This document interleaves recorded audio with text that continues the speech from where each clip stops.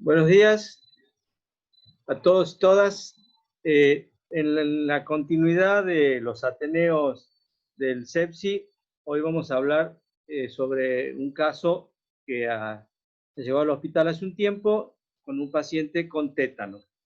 Por lo cual, les agradezco la conexión de todos y especialmente al doctor Roberto Debac, que desde el Hospital Garrahan va a estar conectado, aceptando una invitación que le hemos hecho un poco tarde porque le avisamos ayer, así que le pedimos disculpas, doctor, por la desprolijidad, pero agradecemos su presencia. Bueno, ahora vamos a presentar a los disertantes, la doctora Monbru, que va a estar a cargo de presentar la presentación del caso. Desde el ingreso hasta la evolución del paciente, y después un grupo de residentes, la doctora Anastasia Regalado, el doctor Layana, que van a hacer la siguiente presentación. Por lo cual los dejo con ellos. Muchas gracias a todos.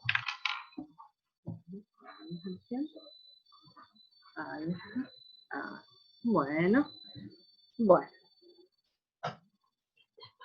¿Listo? Bien. Buenos días a todos. Muchas gracias por acompañarnos. Bueno, la verdad que por un lado es agradable estar con ustedes, por otro lado tener un caso de tétanos es algo que nos inquieta. ¿Puedo comenzar? Bueno, mis compañeros de urgencia, los que estuvieron al momento de recibir el paciente, fueron el doctor Germán Layana, la doctora Natalia Melano, la jefa de guardia Noelia Arias. La verdad que fue difícil llegar al diagnóstico. Bueno, vamos a empezar a ver cómo hemos recibido a este paciente. Bueno, ahí está. Bien.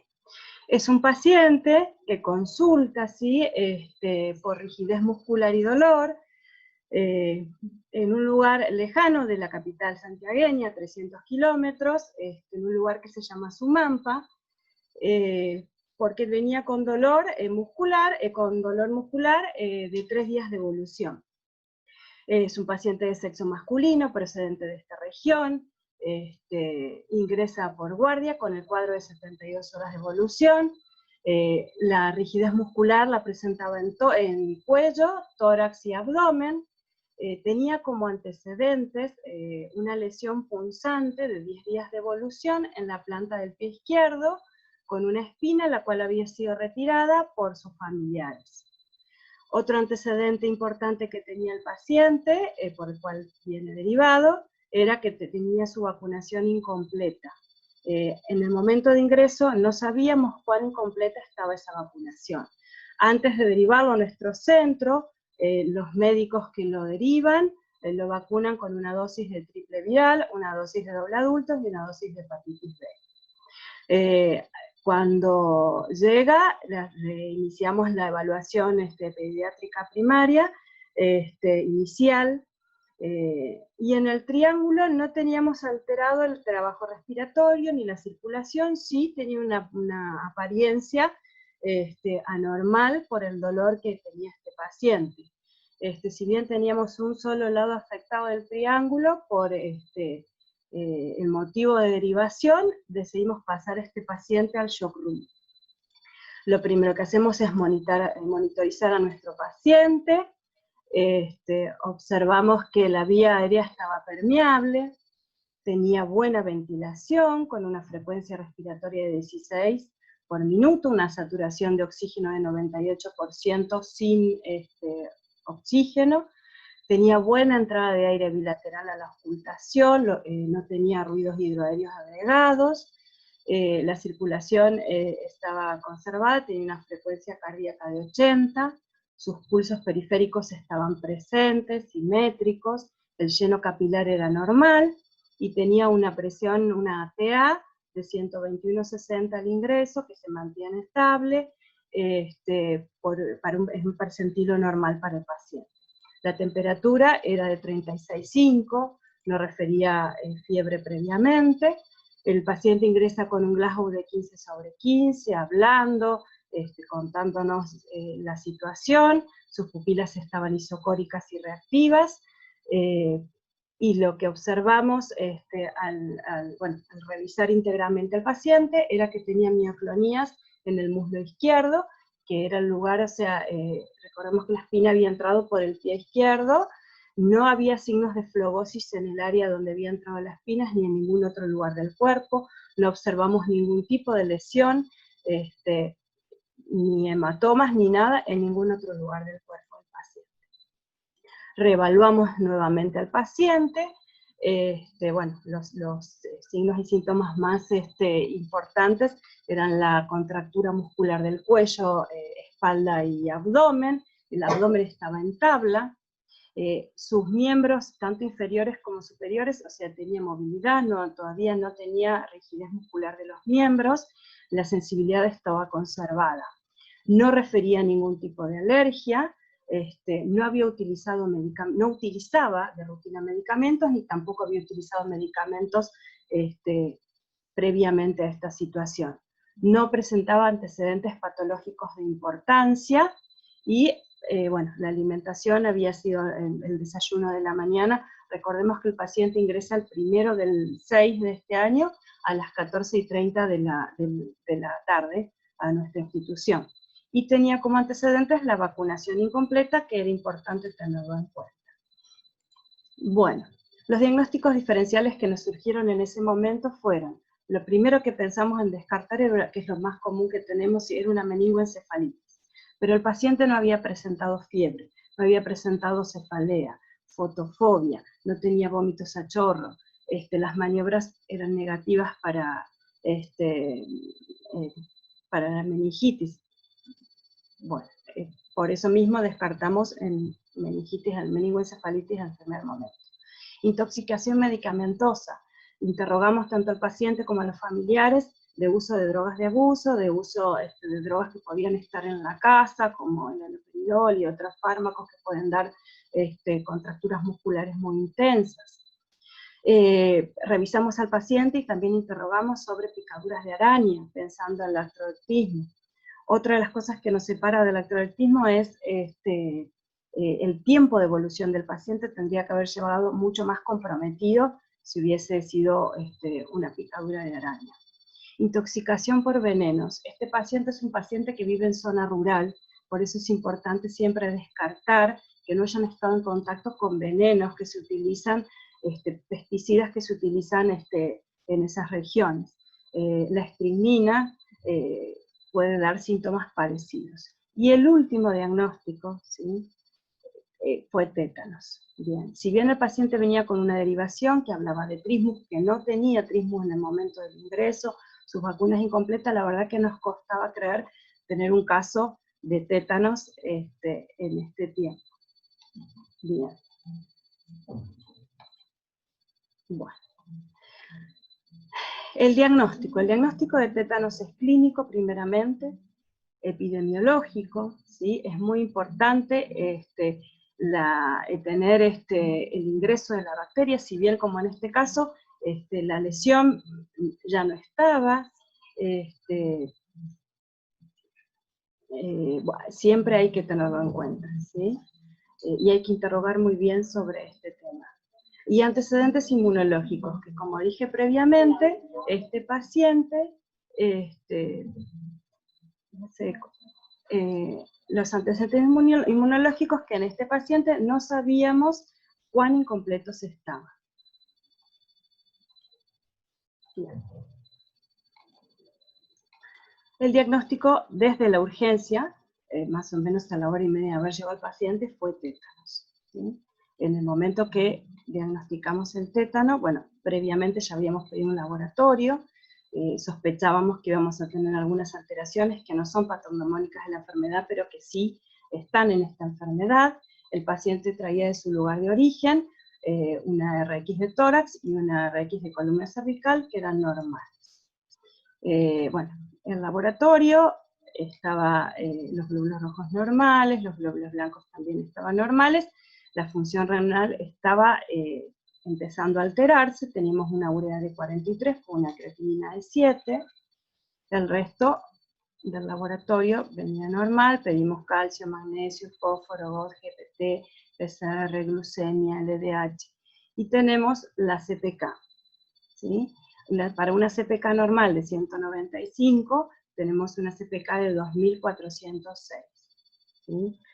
Y era lógico encontrar la CPK aumentada por la lesión muscular que tenía este paciente de 72 horas de evolución. Bien, la conducta que tomamos en el servicio de urgencias fue, bueno, el monitoreo que ya lo habíamos dicho, hicimos una expansión de 20 mililitros kilo por la sospecha de rhabdomiólisis, independientemente de la causa, ¿sí? Una hiperhidratación por protección gástrica, analgesia, miorrelajante, utilizamos diazepam por el dolor, por la contractura que tenía, antibiótico, pusimos una dosis de penicilina G sódica, iniciamos inmediatamente gestión para adquirir lo antes posible la gamma-globulina antitetánica humana. No teníamos en ese momento en el hospital, hacía 30 años que no teníamos ningún caso. Y presentamos el paciente al área de cuidados críticos. Bien. Yo voy a dar solamente una introducción de lo que fue el manejo en áreas de cuidados críticos. Después mi colega, la doctora Anastasia Regalado, va a contar cómo fueron trabajando con este paciente durante los 28 días que este paciente estuvo en ese servicio. Realizó una interconsulta al Hospital Infectológico Muñiz de la Ciudad de Buenos Aires, porque no teníamos un manejo, o sea, hacía 30 años que no se manejaba estos pacientes. Se le administra al paciente gamma-globulina de 1000 unidades, se suspende la penicilina, se rota metronidazol por 14 días, diazepam 60 miligramos día, goteo continuo, bueno, clorpromacina, una ampolla día, morfina, sulfato de magnesio y traqueostomía. Esto es por la contracción, por la contractura que se produce de los músculos de la glotis que puede cerrar, que puede cerrarla, por eso mismo se hace la traqueostomía para asegurar la vida. Bien, este videito es un videito corto, que fue, la familia no los alcanzó, el paciente ya estaba en cuidados críticos, el paciente ya estaba más comprometido, si ya vemos la contractura muscular de los brazos, la rigidez del cuello, ya tenía fascia sardónica, que el paciente ingresó con esta, a la guardia del hospital. No sé si podemos verlo bien ahí. Bien. Porque es muy cortito el video como para que lo vuelvan a ver. Bien. Bueno, la etiopatogenia de esta enfermedad, sí. Bien. Bueno, el tétanos es una enfermedad aguda provocada por las neurotoxinas. Recordemos que la bacteria Clostridium tetanis tiene dos toxinas. La tetanospasmina es la responsable de todo el cuadro. Bacilo, bueno, anaerobio gram positivo, productor de esporas, que se encuentra comúnmente en el suelo y en las heces. Sus efectos en el sistema nervioso generan espasmos violentos, contracturas musculares, rigidez e inestabilidad. Vamos a ver un videíto para ver la fisiopatología, el ingreso de la bacteria por una herida. La bacteria libera las toxinas, se rompe y libera las toxinas viajan por sangre hasta la médula espinal, afectan a las neuronas del asta anterior, llegan al cerebro y inhiben la liberación de neurotransmisores inhibitorios, GABA y la aminoácido gliadina. Bien, por este mecanismo se producen las contracciones musculares continuas. Hay un aumento de neurotransmisores excitatorios. Bien, lo estoy repitiendo. Ahí está. A ver cómo hago para pasarlo. Ahí está. Ahí está. Bien. Uno de los efectos es la rhabdomiólisis, que es algo, que ocurre que es grave, Las toxinas, las endotoxinas producen activación de las citoquinas proinflamatorias, esto lleva a la vasoconstricción de las arteriolas aferentes y eferentes renales. Por este mecanismo se produce insuficiencia renal, pero también hay otros mecanismos que llevan a esto. Un mecanismo prerrenal porque se produce un tercer espacio, hay depresión de volumen, hay una hipoperfusión renal, y hay lesión de los túbulos proximales. Hay liberación masiva de mioglobina a la sangre, esto produce una mioglobinuria, se precipita dentro del riñón generando cilindros, y estos cilindros producen obstrucción tubular. Todo esto lleva a la disminución de la tasa de filtración glomerular y a una insuficiencia renal aguda grave. Bien. Un poquito de historia. Se sabe de esta bacteria desde la época de Hipócrates, siglo V a.C. Hipócrates lo describe en un marino, que después de empezar con las contracciones musculares, 6 días después fallece. En 1889, Kitasato Shibasuro, que es un médico japonés bacteriólogo, logra aislar a la bacteria. En 1899, Camus Faber descubre la toxina, ¿sí? Esto es la antesala del descubrimiento de la vacuna. Y la primera vacunación masiva, pasiva, es en 1914, en la Segunda Guerra Mundial. Bien, acá tenemos las fotos de las situaciones. Bien. ¿Qué es lo que encontramos en nuestro hospital? Fuimos a buscar al departamento de estadísticas, a ver cuántos casos habíamos tenido en la historia de nuestro hospital, cuántos casos de tétanos habíamos tenido y qué había pasado. Lo que encontramos es la cantidad de casos, como pasaron ya desde 1978 hasta ahora, pasaron muchos años, no encontramos las historias, no sabemos si eran niños, niñas, de dónde venían, sí sabemos que de los 25 casos que el hospital tuvo en toda su historia, 3 fallecieron. Lo que podemos notar es que de 1880 a 1899 tenemos 22 casos.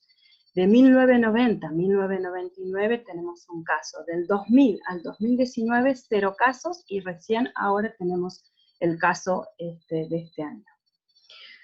¿Por qué? ¿Por qué pasó esto con esta enfermedad?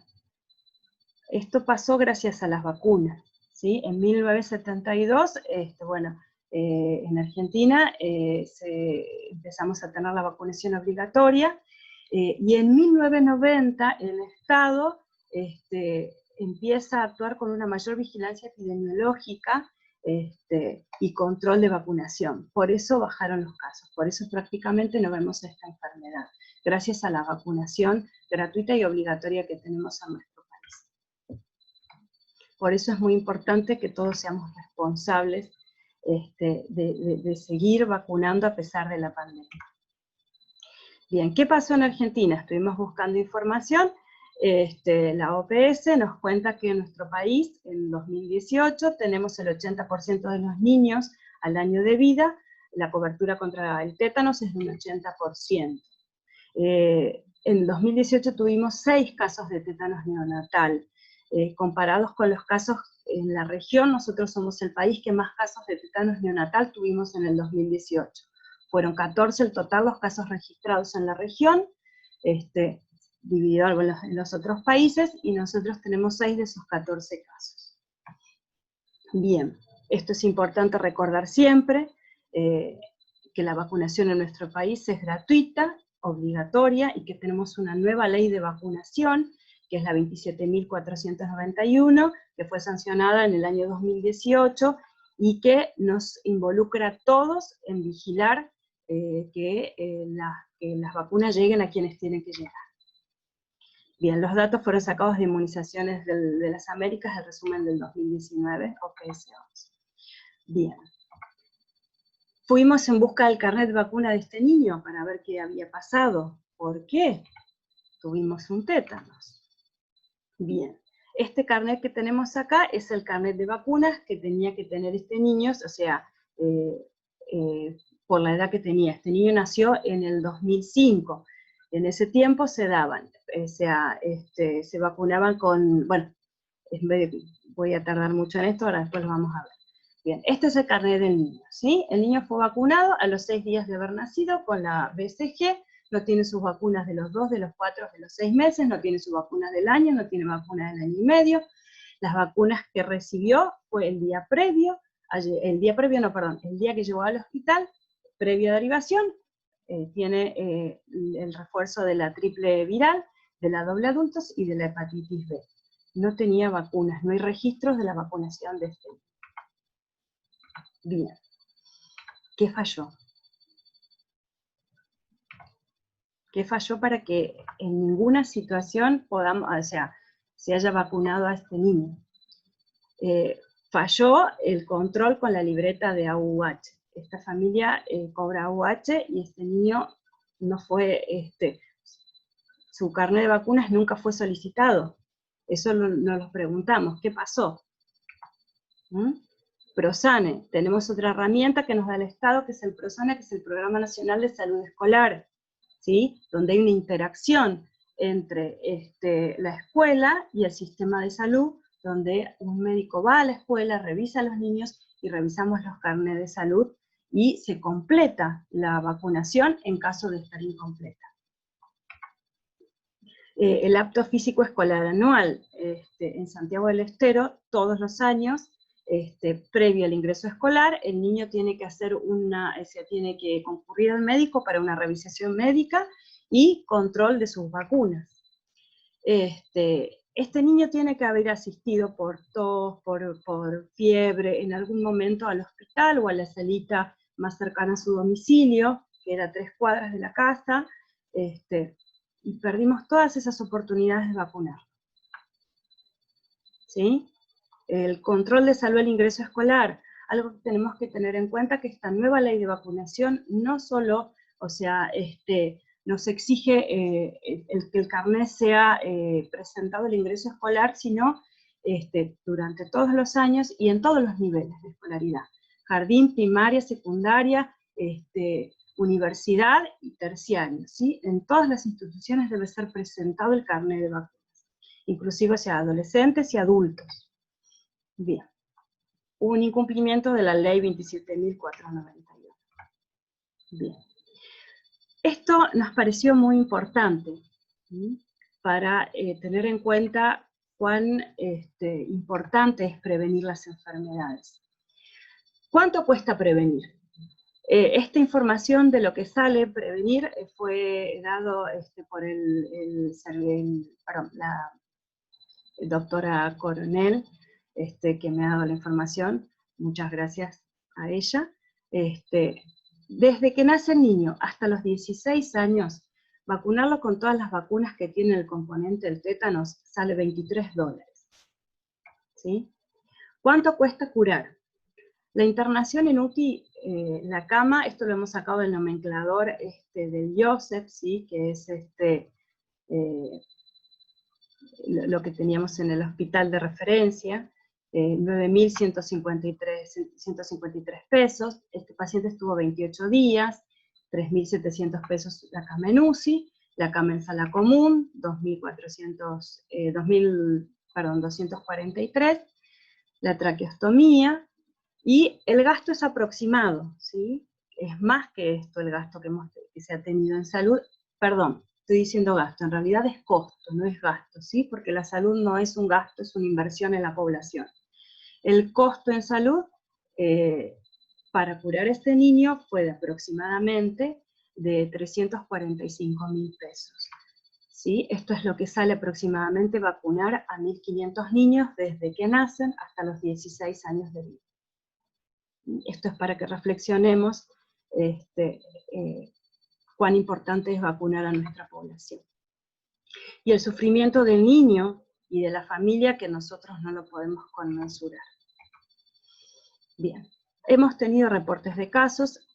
En Estados Unidos hay un movimiento grande antivacunas, ¿sí? Por lo cual ellos empezaron a registrar casos del 2015 desde el 2005 al 2015, En niños de 0 a 14 años hay 5 casos en Pensilvania, edad promedio es de 8%, y los niños son sin vacunas 100% por los movimientos antivacunas.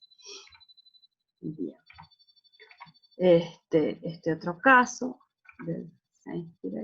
un varón de 13 años con mialgias trismus, vacunación 5 días previos al ingreso por un traumatismo con espina, pareció a nuestro paciente, 67 días en internación, 35 en RM, complicaciones, sepsis, infecciones, catéter, síndrome de paciente crítico, recuperación al interior.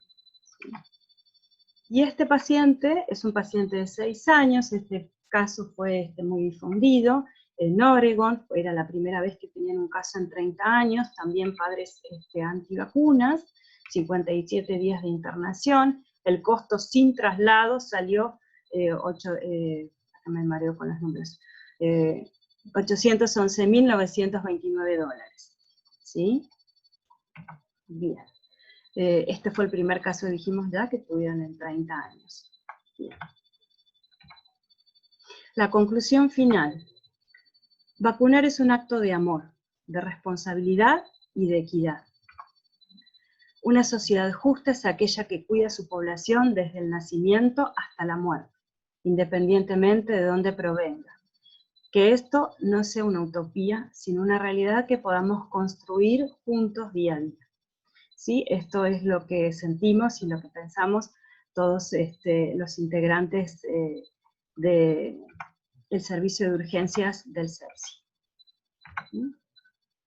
Bien. Y queríamos terminar con una frase de nuestro querido Ramón Carrillo: de nada sirve la conquista de la técnica médica si no puede llegar al pueblo por los medios adecuados. Muchas gracias, y esta es la foto de nuestro niño, ya recuperado.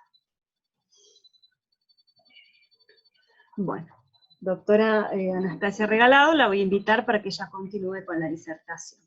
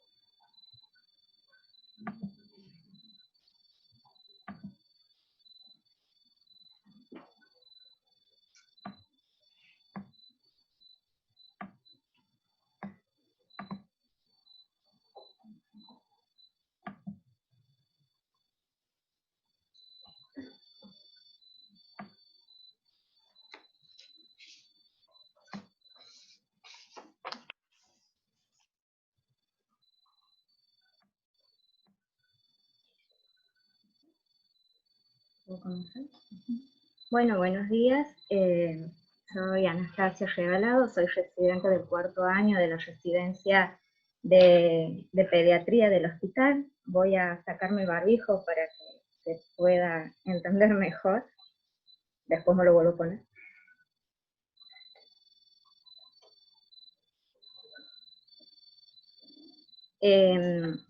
Bueno, es más que nada para contar cómo ha sido la evolución de este paciente, que la verdad ha sido una conmoción en todo el hospital.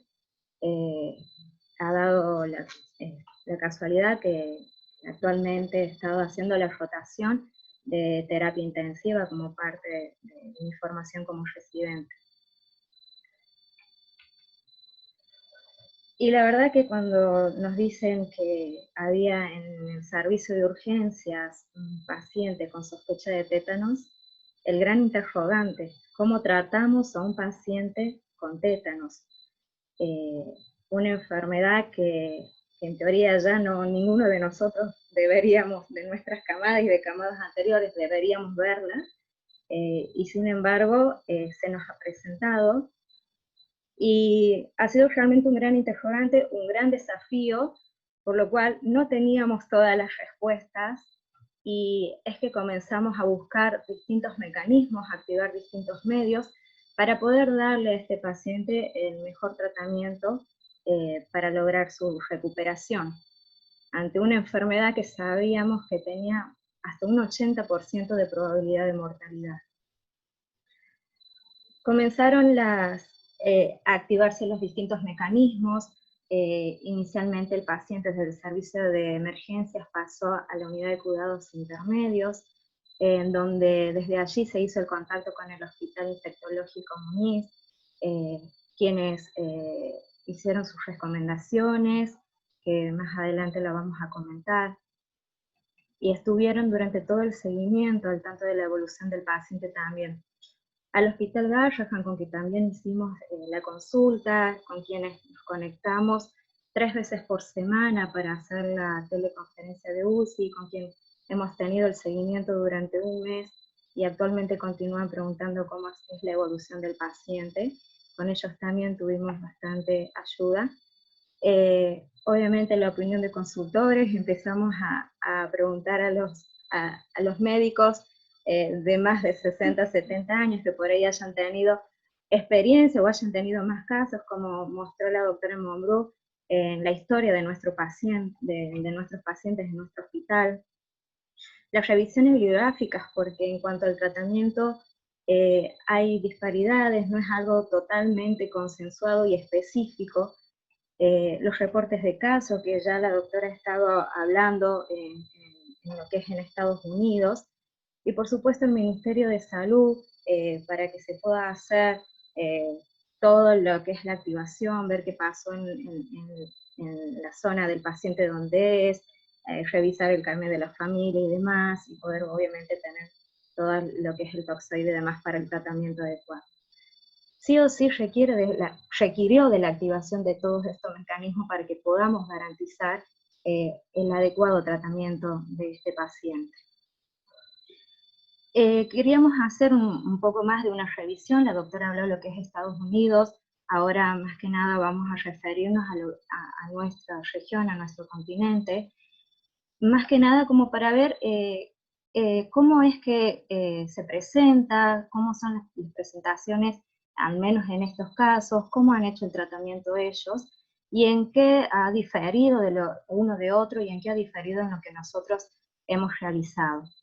Esto es un reporte que salió en la revista chilena de pediatría, es del 2017, el caso es de una niña de 6 años, con vacunación incompleta. La nena sufre una herida por una astilla. 10 días posterior a esto es que se presenta fiebre, comienza con dolor muscular, con contracciones generalizadas. Después de esto es que consulta al hospital, el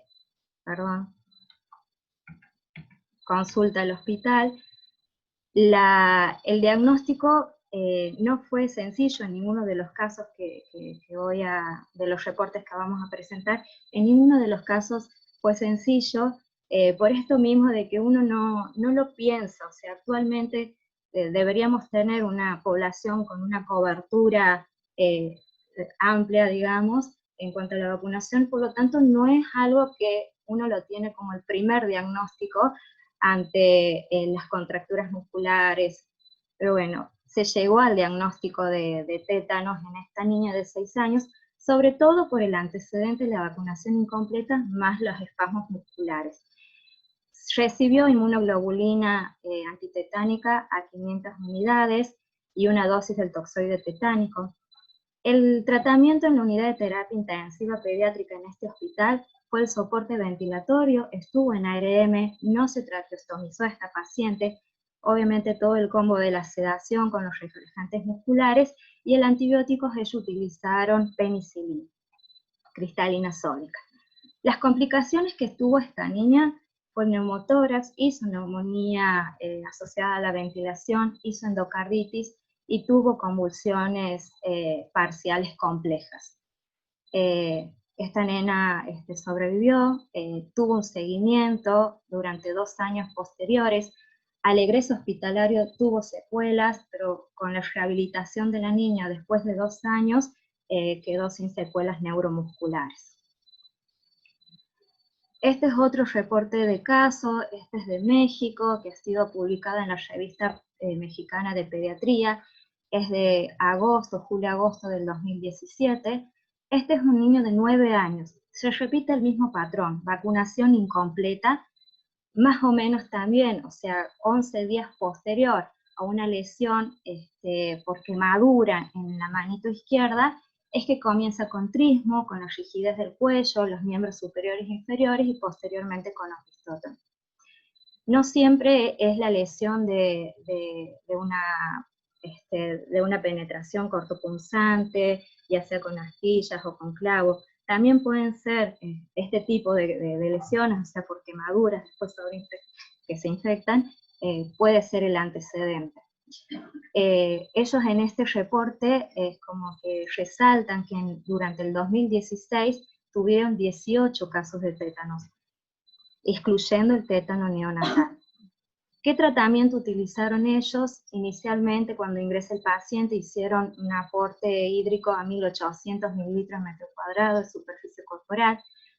Como analgésico utilizaron el ketorolac, utilizaron como miorrelajante el diazepam, y aquí usan el sulfato de magnesio. La inmunoglobulina, aquí en este niño la usan a 250, vamos viendo algo de las diferencias con el caso previo, que habían utilizado a 500, aquí utilizan el sulfato de magnesio, que en el reporte previo no lo habían utilizado, como analgésico utilizan el ketorolac, que en el previo utilizan otro analgésico, y el diazepam, que sí coincide en los dos reportes. Utilizan también la penicilina como antibiótico por las convulsiones, la difenilidantoína, y tuvo inicialmente oxígeno por máscara simple y posteriormente requiere de ventilación mecánica invasiva. En total estuvo 34 días de internación, afortunadamente egresa con buen estado y tuvo un seguimiento con cirugía maxilofacial y una rehabilitación. Este es otro reporte de caso que sale en la revista Biomédica también de México, en Yucatán. Este es del año 2019, de marzo, uno de lo más reciente que encontré. Es una niña de 5 años, el mismo patrón, inmunización incompleta. Esta nena tuvo una herida por cuerpo extraño, posterior a esa herida es que comienza con la sintomatología, con trismo, con opistótonos, con vómito, dolor en los miembros inferiores y la marcha táxica. En el contexto de un síndrome de maltrato infantil. Cuando ingresa esta niña, en realidad el diagnóstico presuntivo con el que ingresa es de una meningoencefalitis, más que nada una meningitis, por eso se le realiza la punción lumbar, se le realiza la tomografía, se coloca ceftriaxona, dosis meningia. Posteriormente la paciente no tiene una buena evolución, y es que con el antecedente de la vacunación incompleta y que evoluciona hacia el opistótonos, es que se hace la sospecha de tétanos.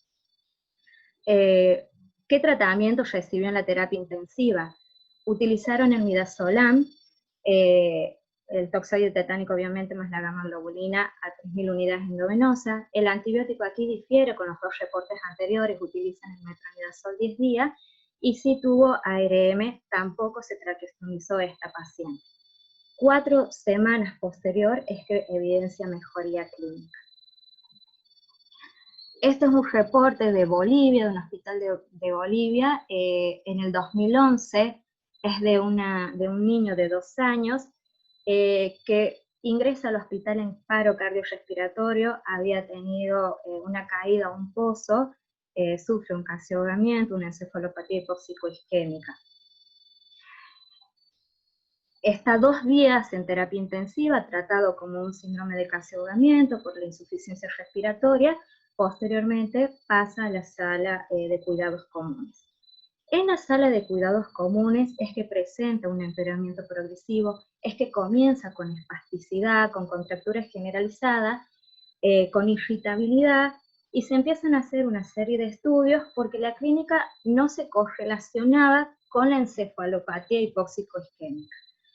Difícilmente se llega al diagnóstico de tétanos, y el tratamiento que recibe es la inmunoglobulina a 6.000 unidades, utilizan la lactulosa, ellos utilizan como antibiótico la penicilina, además del metronidazol, y tiene como sedación continua el clonazepam, el midazolam y la ketamina, que también difiere de los reportes anteriores. Como vemos, o sea, resumidamente, estos casos, digamos, no es algo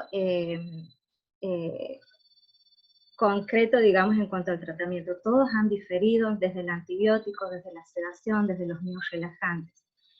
Nosotros, con la ayuda, digamos, del Hospital Muñiz, del Hospital Garrahan, de los consultores, más las revisiones bibliográficas que hemos hecho, el tratamiento que utilizamos nosotros en nuestro paciente fueron el siguiente. Las medidas generales. Las medidas generales son fundamentales como los otros pilares del tratamiento. La inmunoterapia, que sí, ahora la vamos a ampliar, el antibiótico, los control de los espasmos musculares, que es fundamental esto, el control de la disfunción neurovegetativa, el control respiratorio de las vías aéreas y los nutrientes y líquidos.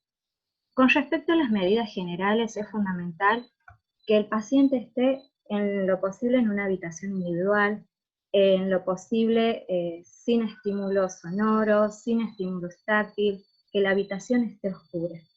Cualquier mínimo estímulo, que lo corroboramos tanto en la terapia intermedia, que es el video que han podido ver, como en la terapia intensiva, desencadenaba las crisis espásticas. Y crisis espásticas, recordemos que no afecta, o sea, la tetanospasmina no tiene afectación a nivel cortical, el paciente está consciente, no tiene afectación a nivel de la sensibilidad, el paciente sufre. Entonces, es fundamental adecuar todo esto para disminuir el dolor de ese. En cuanto a la inmunoterapia, en cuanto a las revisiones bibliográficas y los reportes de casos que hemos visto, algunos utilizan 250, otros 500, nosotros utilizamos 500, todo consensuado con los interconsultores. Lo recomendado es que cuando ha pasado más de un día de la lesión, es a la utilización a 500 unidades internacionales, que la hicimos intramuscular. Recibió también la gamma globulina estándar a 900.000 unidades internacionales. En cuanto al antibiótico, las revisiones bibliográficas hablan de que se puede utilizar la penicilina cristalina, también se puede utilizar el metronidazol. En nuestro caso iniciamos con penicilina G sódica y posteriormente suspendimos y lo rotamos a metronidazol, que hizo 14 días endovenoso. En cuanto al control de los espasmos musculares, que es central también en el tratamiento, porque los espasmos musculares trae aparejado la insuficiencia respiratoria, trae aparejado la caída de filtrado glomerular, como ya se había mencionado, trae aparejado el dolor del paciente, la acidosis metabólica, el catabolismo persistente que tiene el paciente, por lo tanto, es central y es algo de lo que fue minucioso y lo que hubo disparidad, pero se concluyó en este tratamiento. El paciente inicialmente cuando ingresa, inició con midazolam, iniciamos a hacer 1 mg/kg, morfina como tratamiento analgésico y también tiene su efecto en el control de la disfunción neurovegetativa, con clorpromacina, que iniciamos a 0,03 mg/kg, y con diazepam inicialmente a 5 mg cada 4 horas reglado, que da 0,07 mg/kg. Tuvo en la primera semana, que eso sí coincide con la revisión bibliográfica, en la primera semana, que es donde más acentuados son las contracturas musculares, los espasmos musculares, coincidió. La primera semana fue relativamente difícil el manejo, por lo cual tuvo que ir incrementándose estos medicamentos. Después, en la segunda semana, coincidiendo también con los reportes, es que logra estabilizarse, persiste teniendo ciertos espasmos musculares, sobre todo los estímulos táctiles más que los auditivos, pero logra en cierta forma estabilizarse, ya deja de tener ese trismo marcado, ese abdomen en tabla marcado, y presenta más que todo las contracturas de las extremidades. Alrededor de los 15 días de internación es que el paciente logra mejorar, se logra controlar, digamos, los espasmos musculares. Después de esa segunda semana tiene una intercurrencia, hace una neumonía asociada a ventilación, en que se dispara nuevamente con las contracturas intensas, y es que se retitula todo, el midazolam se triplica, la morfina llega a 0,6 miligramos kilo hora, la clorpromacina se la duplica en goteo, todo esto en goteo continuo, y el diazepam también se duplica, llegando a tener a 0,15 miligramos kilo cada 4 horas. A pesar de todo esto, no logramos un control suficiente de las contracturas musculares, es por lo cual se agrega el becuronio a 0,1 miligramos cada 6 horas. Que el diazepam, generalmente cuando asociado, digamos, con esto, con el becuronio, es que se puede llegar a tener mayor control. Posteriormente se hizo, cuando el paciente resuelve la intercurrencia infecciosa, es que se hizo un descenso progresivo de esta medicación. Lo primero que se suspende fue el becuronio, posteriormente se hizo un descenso de días alternos, midazolam y la morfina, un 20% diario, hasta que se llega a suspender. Y en total, recién de 40 días de internación es que se logra la suspensión completa de todos los fármacos para el control de los espasmos musculares. Sí, aparejado obviamente a toda esta medicación es que hizo un síndrome de abstinencia, por lo cual inició también con metadona y con levomepromacina, que después se fueron disminuyendo. Con respecto al control de la disfunción neurovegetativa, que recordemos que no solo forma parte del cuadro clínico del tétanos, nuestro paciente sí la presentó, tuvo episodios de hipertensión, tuvo episodios de taquicardia, la sudoración, lo cual lleva aparejado un aumento del gasto cardíaco, por lo cual inició con sulfato de magnesio. Al 5º día de internación se inicia con el sulfato, inicialmente a 500 miligramos cada 6, pero posterior a la intercurrencia que hizo a los 15 días de internación, es que se fue incrementando a 1 gramo y llegó a tener hasta 1,5 gramos cada 6 horas, suspendiéndose después de 26 días de internación hospitalaria. La morfina también tiene efecto, si bien lo utilizamos como analgésico, también tiene efecto en el control de las crisis disautonómicas del paciente. Con respecto al control del respiratorio y de las vías aéreas, en los reportes que hemos revisado, algunos pacientes pueden estar inicialmente con aporte de oxígeno por mascarilla simple, que es lo que inicialmente tuvo nuestro paciente. Fueron 2 días, después en los reportes anteriores hemos visto que ninguno de los casos había sido traqueostomizado. Haciendo una revisión bibliográfica, consideramos que la traqueostomía temprana es preventiva, porque muchas veces la asistencia respiratoria mecánica invasiva de por sí puede generar los laringoespasmos, con lo cual conlleva insuficiencias respiratorias. Por ende, la traqueostomía temprana es parte de anticiparnos a la insuficiencia respiratoria. En total estuvo 30 días en ARM, nuestro paciente lográndose desconectar. Actualmente, como vieron en la foto, respira aire ambiente sin ningún problema. Y los nutrientes y líquidos no es menos importante. La doctora ya habló de la fisiopatología de la insuficiencia renal aguda, por lo que nuestro paciente tuvo una hiperhidratación a 3.000 mililitros kilo día durante las primeras más de una semana, metros cuadrados, perdón, más de una semana, casi 15 días estuvo con hiperhidratación más la alquilinización de la orina, y con lo cual con monitoreo continuo de la función renal, no hizo una insuficiencia. Inicialmente tuvo una caída discreta del filtrado glomerular, pero no requirió técnicas dialíticas ni nada, y actualmente está con la función renal normal. Y el aporte nutriente es también fundamental. Recordemos que las contracturas, los espasmos musculares, es un estado catabólico constante, es un aumento de la tasa metabólica bastante importante imaginarse uno mismo estando con contractura permanente durante unos segundos, llevemos eso, imaginemos eso, a estar con esa contractura durante 3-4 semanas. Entonces no es menos importante el soporte nutricional del paciente. Él estuvo alimentado con leche reducida en lactosa por sonda nasogástrica durante 30 días, más el Fredini, y después de los 30 días es que comienza con alimentación progresiva, inicialmente con líquidos, y bueno, actualmente ya come de todo. Pero bueno. ¿Qué complicaciones tuvo nuestro paciente?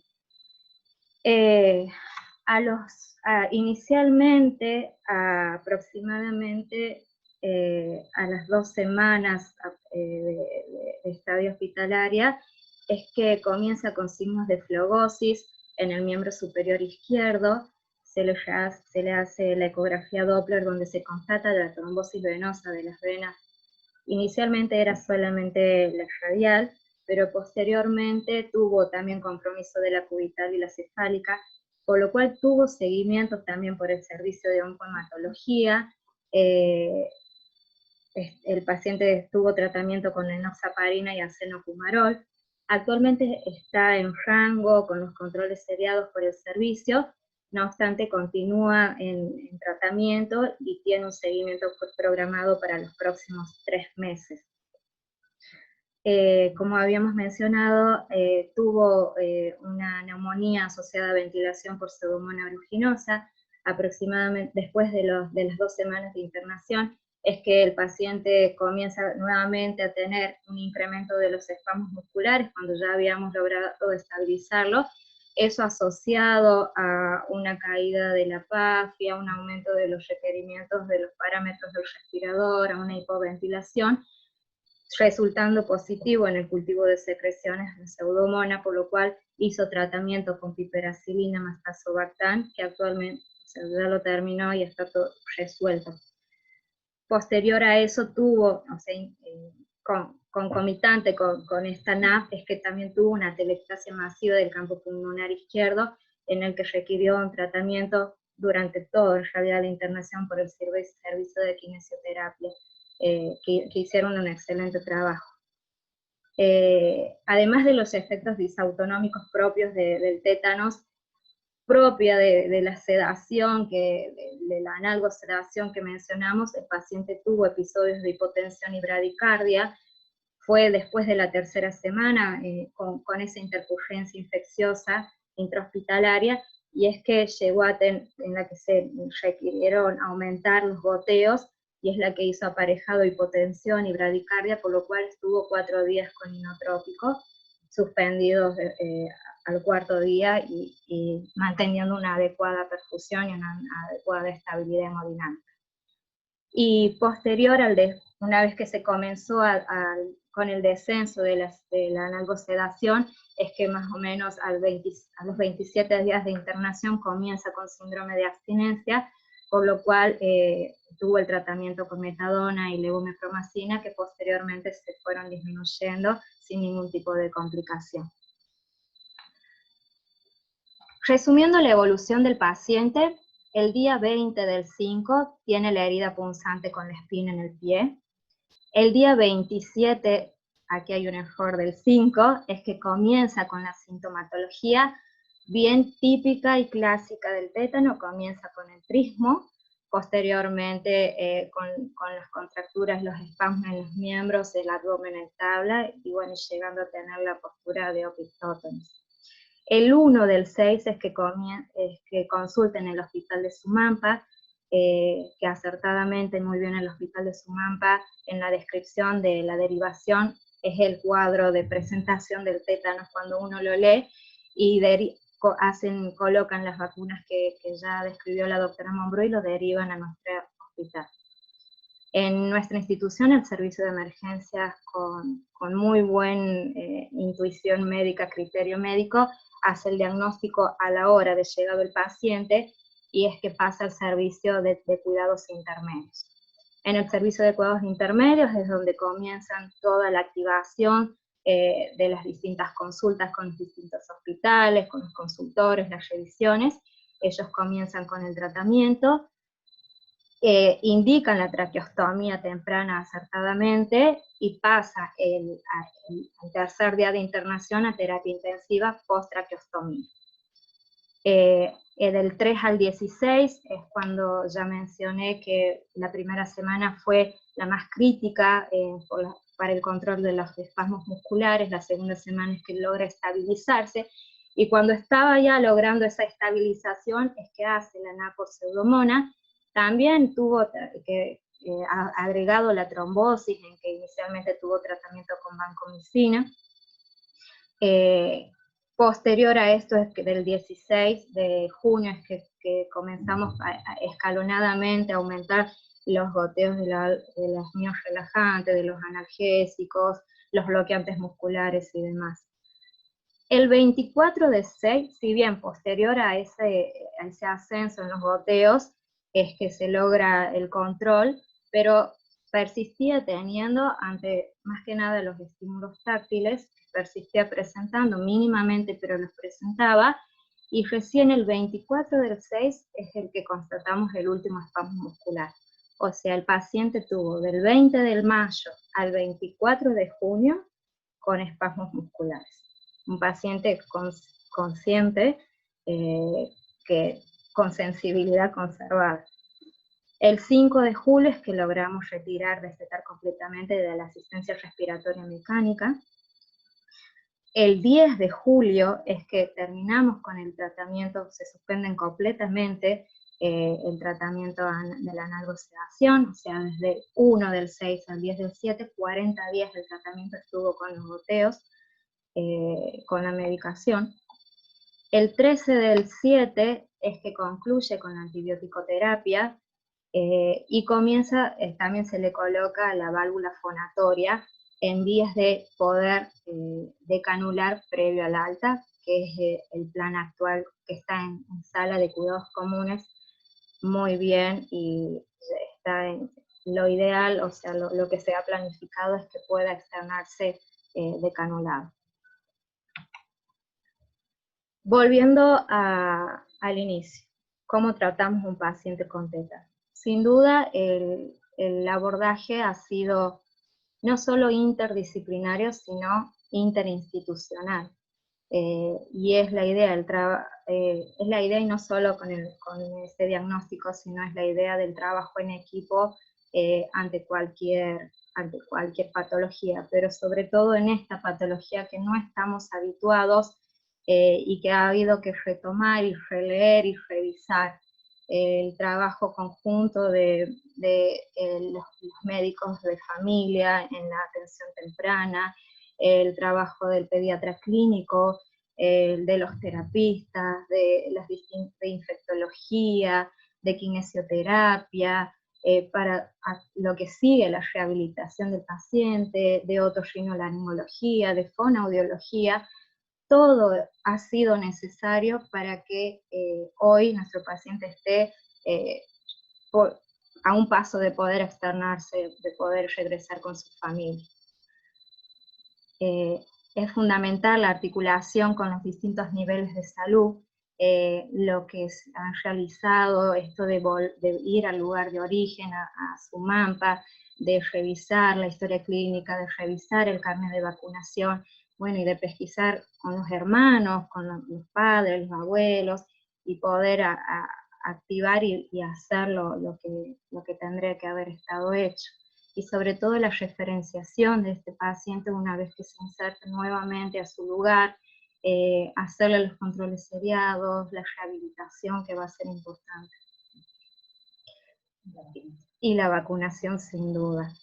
Y por supuesto el abordaje integral del paciente y su familia. No todo es la medicación en sí, sino obviamente el abordaje psicológico de nuestro paciente, el abordaje de una familia que en medio de una pandemia se agudiza mucho más, no pudo tener recambio de paciente, estuvo su hermano a la par de él, toda la internación de forma continua y muy compañeros, quien por las situaciones de pandemia era el único que podía estar, sin poder contar con alguien más que lo ayude, Así que obviamente es abordarlo también, que fue un trabajo de psicología, el abordaje de su hermano, que fue su compañero, y actualmente del paciente en sí.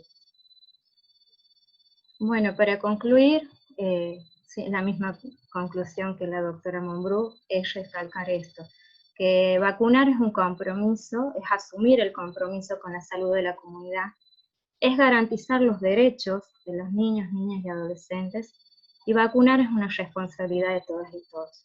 No solo falló en este caso la familia, que nos llevó a vacunarlos, sino como bien lo dijo la doctora Monbrú, falló un sistema de salud que no llegó a este niño. Y bueno, para reflexionar.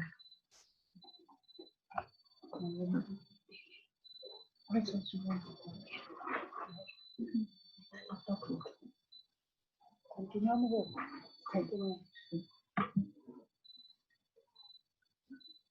Bueno, sí, muchas gracias. Bueno, le damos gracias a las dos doctoras que han presentado, a la doctora Natalia Monbrú y a la doctora Anastasia Regalado por las excelentes presentaciones que han representado el trabajo de todo un hospital, de todo un equipo interhospitalario también. Le pedimos al doctor Roberto de Bar, creo que está conectado, si quiere hacer algún aporte. Él nos ayudó a conectarnos con el Muñiz, está siempre presente, o al resto de los hospitales, si quieren hacer alguna consulta o algún aporte, son todos bienvenidos. Están abiertos los micrófonos de todos, así que son todos bienvenidos. Bueno, gracias Cecilia. La verdad que solamente palabras de felicitaciones a un equipo de trabajo, porque aquí no es que un médico o una enfermera o un kinesiólogo produjo una sobrevida de una enfermedad absolutamente insospechable en estas épocas, pero que que tiene una altísima mortalidad, sobre todo en este paciente los criterios de score de mortalidad son altos, no es que es un tétanos localizado en un adulto, en una post-inyección, en un parcialmente vacunado, ¿no? Es un niño no vacunado que tiene tétanos generalizado y que tuvo bueno, el cuadro clínico que muy bien contaron, o sea, es un paciente de una alta mortalidad, también una alta morbilidad, pero ustedes lograron, a través del hospital, lograron tener un paciente que sobrevivió y que seguramente van a mejorar su morbilidad producto de la rehabilitación. Realmente es muy loable y la verdad que realmente es necesario que este caso no solo se publique ustedes como grupo de trabajo para producir una alerta y también para producir un estado de conciencia de la vacunación, etcétera, y de cómo se puede recuperar un niño de alta mortalidad, sino que ustedes puedan visualizarse como un centro pediátrico relevante, que puede asistir pacientes con alta mortalidad y recuperarlos. Yo creo que eso no puede dejar de ser visualizado. Cuando uno dice visualizado es comentado, compartido a través de una publicación a la comunidad científica o también a la comunidad en general, porque esto es, también uno toma conciencia de que hay alguien que no puede vacunarse. Mire, hoy en día las enfermedades inmunoprevenibles, y no quiero alargar mucho, usted me dice, ¿no? Pero las enfermedades inmunoprevenibles puede ser que por alguna cuestión sanitaria los pacientes no lleguen a la vacunación, es decir, las vacunas no lleguen a quienes las necesiten, independientemente de que tengamos la mejor ley, independientemente de que siempre se trata de buscar, independientemente de que siempre hay pasos, lo contaba muy bien quien presentó primero, la doctora contó cuáles son los pasos que hubiese producido el triage de la vacunación. Bueno, todo eso puede pasar. Excepcionalmente, pero puede pasar. Entonces los chicos pueden ser, o los adultos pueden ser que la vacuna no lleguen a ellos, entonces no llegue la vacuna a quien lo necesita. Pero la otra está, que también nos lo contaron muy bien, que son los grupos antivacunas. Si hoy en día nuestro problema en Latinoamérica no son tanto los grupos antivacunas, aunque están creciendo los padres y los líderes que se llaman, que de los grupos de vacunas, ¿no? Recién acabamos de estudiar con un observatorio internacional qué pasa en las redes sociales en América Latina, tanto en español como en portugués, con los antivacunas. Y el 20% de las comunicaciones que se hacen en las redes sociales, Twitter, Facebook, Instagram, etcétera, son de grupos antivacunas, o personas que no están de acuerdo con la vacuna, 20%, el 80% sí. Entonces, pero esto está creciendo, porque hice otro estudio ahora durante las semanas de pandemia, y que demuestra sobre un total importante de pediatras de Argentina, de Perú, de México y de Colombia, que en el último mes el 38% de los pediatras han tenido un cuestionamiento de vacunas en sus consultorios o con sus pacientes. O sea que esto está creciendo, y esto va a crecer con las nuevas vacunas de COVID, etc. Entonces, es importante que ustedes visualicen a la comunidad científica a través de una publicación lo que hicieron, lo que muy bien hicieron, y también puedan ustedes visualizarse como un centro de referencia para esto. Bueno, para atención de paciente grave y yo siempre cuento, y Cecilia, vos te acordarás, la primera vez que fuimos y trabajamos durante un tiempo, unas 2 o 3 días, me encontré que habíamos ido con los jefes de terapia intensiva, y uno de los jefes de terapia intensiva del hospital dice, parece que tienen alacranismo. Y le digo, sí, le digo, la verdad que si nosotros en el hospital, si vos en la terapia intensiva de Garrahan tenés una picadura de alacrán, y no hay nada mejor que llamar al interior, llamar a La Rioja, llamar a Santiago, Y una de las pediatras que estaba ahí, que trabajó con el programa de Tele-UCI, un día yo estaba en Estados Unidos y me mandó un mensaje, doctor, qué suerte que pasamos por Santiago. Tuve ahora en la clínica tal paciente, consulté con la gente de Santiago para que me diga cuántas unidades de antitoxina le tenía que dar. O sea, son muy relevantes en la historia de la atención de los pacientes pediátricos. Ustedes son parte de la Argentina, y entonces eso creo que hay que visualizarlo, y por eso yo cuando puedo, y ustedes saben que me gustan mucho las cámaras, a veces poder salir y comunicar en alguna televisión o alguna radio, y creo que no hay nada mejor que poder visualizar el trabajo que hicieron ustedes, porque fue realmente muy bueno. Así que realmente los felicito. Bueno, muchísimas gracias. Yo soy la doctora Gabriela López Cruz, pasa que con cofia no me reconoce. No, ya claro que sos Gabriela, no, y además estaba sin anteojos, ya sé que sos Gabriela. Bueno, muchas gracias. Y la verdad que el trabajo... Hay nombres que no me puedo olvidar en mi vida. Cecilia, Gabriela, Carolina, esos nombres son inolvidables.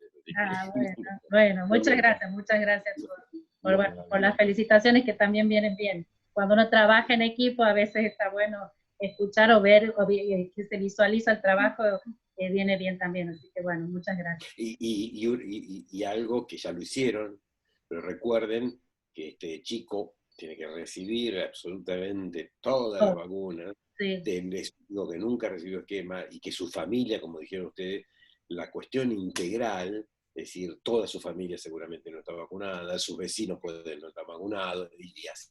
Exactamente. Que fue parte del trabajo que comentó la doctora, de comunicarse con el hospital de Sumampa, y de reforzar las redes, incluso hasta con el mismo niño, que no nos olvidemos que es un chico de 14 años, que también tiene un poco de su autonomía, trabajar con él y con sus pares con respecto a todo lo que vivió y al tema de la prevención. La doctora Mambrú, la de aquí. Sí, está abierto, doctor López, puede hablar. Sí. Hola, doctor, buen día. Mi nombre es Mario López. Yo supongo que ya le han agradecido, pero aprovecho la oportunidad para agradecerle. Cuando tuvimos el paciente, en realidad nos ayudó mucho que de pronto venga con un diagnóstico presuntivo y del interior, porque esto que no vemos hace muchos años, y hay gente que nunca ha visto un tétano, decía el otro día que venga en la frente con un nombre y apellido, nos facilitó bastante. Y que de la guardia se siga la misma temática en nuestro hospital también, porque si no, capaz que hubiesen pasado no sé cuántas horas sin llegar a ponerle un diagnóstico presuntivo. Y decía que cuando tuvimos el paciente, tuvo la amabilidad de usted de contactarnos con la gente que más sabe en el país sobre tétanos, así que también le dimos el agradecimiento a la doctora Leonora Cunto. Me comuniqué en varias oportunidades, le comenté del paciente, y también le decía de que me sumo a lo que usted recién decía, de que esto hay que contarle a la comunidad médica qué es lo que hemos vivido, cómo hemos pasado, para, bueno, tenerlo al tanto. ¿Mm? Y también esto de repicar a través del paciente y con la gente del hospital Perfecto, del interior. Un poco felicitarlos por que fue derivado en tiempo y en forma, y segundo, contarles de que va a volver al paciente con todas las indicaciones, lo que hay que completar, y que, bueno, lo vamos a acompañar desde aquí. Sí, yo quería, o sea, yo soy la doctora Mombrú, mi equipo fue el que recibió al paciente, y lo que quería, bueno, comparto lo que dice el doctor López. El paciente fue bien derivado, con una sospecha diagnóstica. Nosotros en realidad, o sea, yo es la primera vez que veíamos un tétanos, yo tengo 10 años de recibida, me recibí en la Universidad de Buenos Aires y decidí venir a vivir a Santiago del Estero y trabajar en Santiago del Estero. La última vez que había visto y escuchado de tétanos fue en el Hospital Muñiz cuando cursé como estudiante. Realmente sí, la derivación es oportuna y la sospecha. En realidad nosotros también empezamos a pensar en otros diagnósticos, porque no solamente nunca lo habíamos visto, sino que también teníamos que descartar o sea, otras patologías más prevalentes. Pero obviamente después de analizar toda la situación, coincidimos totalmente. Si bien no decía sospecha de tétanos en la derivación, decía que el paciente había presentado trismus, el antecedente de la espina y las vacunas que se le habían puesto, o sea que falta de inmunizaciones, y ellos habían colocado las vacunas previamente al traslado. Eso obviamente que es loable. A veces no se sabe cómo trabajan los médicos en el interior. Muchas veces en Buenos Aires, que estamos rodeados de tanta gente, no sabemos que los médicos en el interior, en pueblitos y en hospitales pequeños están solos. Y muchas veces con los pocos recursos que tienen, y la verdad que no sabemos, yo no recuerdo quién fue el médico que lo derivó, pero sí es para tener en cuenta, para poder comunicarnos con él, porque realmente ha sido muy importante para que el paciente se salve. Bueno, y no queremos dejar de recalcar lo importante de la vacunación. En este tiempo de pandemia lo más importante es, o sea, hay protocolos para vacunar, o sea, que sigamos vacunando a nuestros niños, que vengan a vacunarse, que no tengan miedo de venir a los hospitales, a los centros de salud. Inclusive, o sea, todo lo que es APS tiene un protocolo, los agentes sanitarios tienen áreas donde, o sea, de cobertura, y van a vacunar a los niños a sus casas. Es importante que en este tiempo de pandemia no decaiga la vacunación, que es lo más importante para que o sea, hubiese sido ideal, digamos, que este niño nunca llegara, o sea, en el sentido de que nunca hubiese sufrido esta enfermedad, porque tenemos vacunas para prevenirlo. Creo que eso es importante que lo tengamos en cuenta, y que podamos explicar a los padres también cuán importante es la vacunación para que nuestros hijos estén sanos. Eso de mi parte. Bueno,